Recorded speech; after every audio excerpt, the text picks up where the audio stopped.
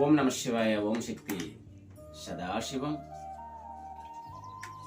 దోసర తీగ, ఎలుక చెవులాకు ఆ ప్రాంతాన్ని పట్టించి పేరు అనేది దీనికి ఉంటుంది.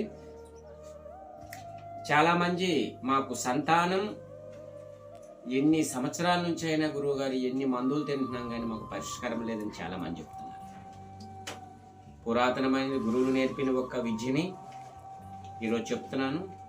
ఏ స్త్రీలకైనా సంతానం లేని పరిస్థితుల్లో డేటు అయ్యేటప్పుడు ఆ నైట్ వాటర్ ఒకరు తక్కువగా తాగి ఈ ఆకుని కొంచెం బాగా నలగొట్టి, కొంచెం అక్కల ముక్కలుగా నలగొట్టి డేట్ అయ్యేటప్పుడు ఆ అంగభాగంలో మడిసి గొడ్డేసి కట్టేసి ఉదయం లెగిసి అలాగ తీసేయాలి.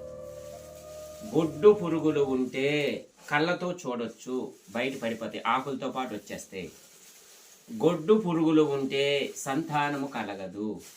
ఆ గొడ్డు పురుగులు అనేవి బయటకు వచ్చేస్తే సంతాన ప్రాప్తి వస్తుంది. ఇది డేట్ అయ్యేటప్పుడు మాత్రమే 1 టైం చేస్తే చాలు. 100% రిజల్ట్ ఆ గొడ్డు పురుగులని మీ కళ్ళతో మీరు చూడొచ్చు.